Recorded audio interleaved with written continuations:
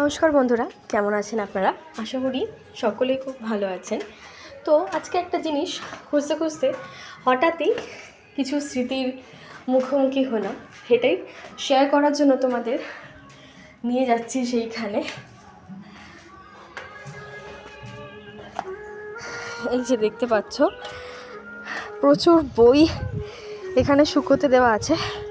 1 minute 3 তলায় উঠেছি, খুব হাঁপিয়ে গেছি, আগে আমি একটু রেস্ট নিই। তো বন্ধুরা, এখানে দেখতে পাচ্ছ প্রচুর বই এখানে ছড়ানো আছে। এগুলোর প্রত্যেকটা আমার ক্লাস 8 থেকে শুরু করে 9, 10 মাধ্যমিকের সমস্ত এখানে দেখতে পাচ্ছ। WBTA, তারপর পর্ষদ থেকে, তখন স্কুল থেকেই একটা দেওয়া হতো, সেইটা ক্লাস 10-এর প্রশ্ন বিচিত্রা। আর এখানে ক্লাস 12-এর বাংলা বই থেকে শুরু করে ABT-এর প্রশ্ন বিচিত্রা, সমস্ত কিছু সব রয়েছে এখানে। তো দেখে আজকে মনটা অনেকটা ভরাক্রান্ত হয়ে উঠলো। দেখে এটাই মনে হচ্ছিল বারবার, কাশ আমি আবার এই জীবনটাতে ফিরে যেতে পারতাম। এটাই অনেকটা বেশি খুশির ছিল।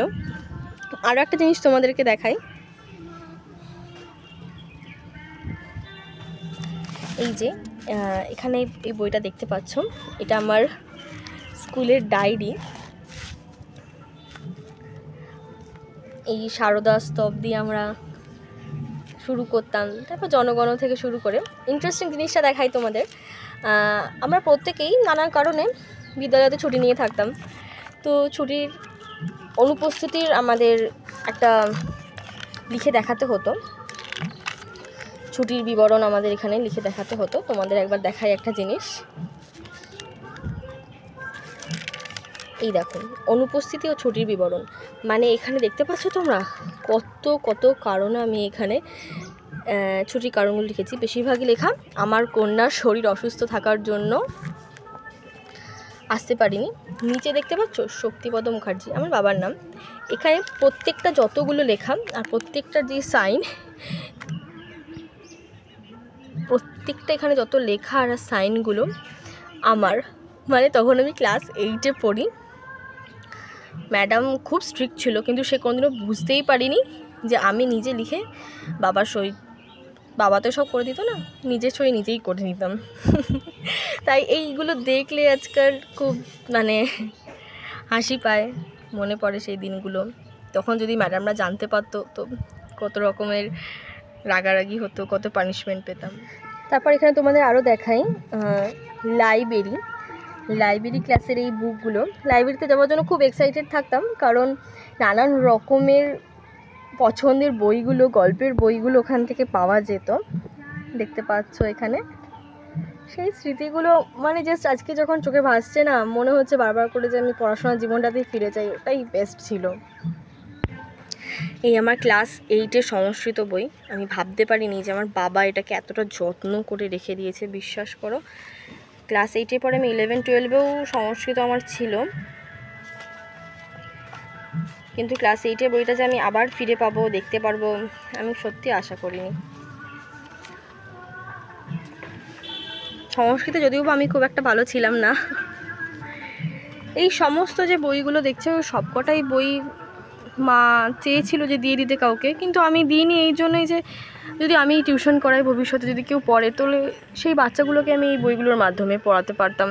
কিন্তু কপাল করে আমার জোটেইনি কপালে এইসব টিউশনই আর কি। আর এই সমস্ত বইগুলোর মধ্যে যে বইটা আমি সব থেকে বেশি ভয় পেতাম, সেটা হলো এই যে অঙ্ক। প্রচুর পরিমাণে আমি অঙ্ক ভয় পেতাম, এখনও পর্যন্ত আমি অঙ্ককে ভয় পাই। তাই আমি ক্লাস 10-এর পরেই আর্টসটাকে নেওয়াই নিজের জীবনে বেছে নিয়েছি। কিন্তু আমার এই যে দেখতে পাচ্ছ এখানে হাফ অংশ এইখানে আর হাফ অংশ এখানে রয়েছে। আমার জীবনবিজ্ঞান বইটা খুব ভালো লাগতো পড়তে। এখন তো 2025 থেকে স্টার্ট হয়েছে যে এরকম সেমিস্টার ওয়াইজ এই ছবিগুলো আঁকতে হতো। তখন উফ, কি দিন ছিল। এক একটা উদ্ভিদ কোষ, এটা প্রাণী কোষ, আর এই যে উদ্ভিদ কোষ, এখন তো তাও সেমিস্টার ওয়াইজ হয়েছে, এরকম একটা নেওয়া যাবে যে জীবন বিজ্ঞানের সাথে তুমি তোমার পছন্দের মতনও নিতে পারবে, কিন্তু তখনকার আমার সময় ছিল না। যদি থাকতো অবশ্যই আমি আমার জীবন বিজ্ঞানটাকে নিয়ে এগোনোর ইচ্ছা ছিল আমার। আর এটা হলো ক্লাস 9-এর সেই ভয়ানক ইতিহাস বই, রেখে রেখে দেখতে পাচ্ছ খুব খারাপ অবস্থা হয়ে গেছে, তাই রোদে দিতে বাধ্য হলাম বইগুলোকে। ক্লাস 9-এর ইতিহাস আমার খুব খারাপ অবস্থা ছিল, ফ্রান্সের সমস্ত ইতিহাস, নেপোলিয়ান। আর এই হলো প্রফেসর শঙ্কুর ডায়েরি, সেই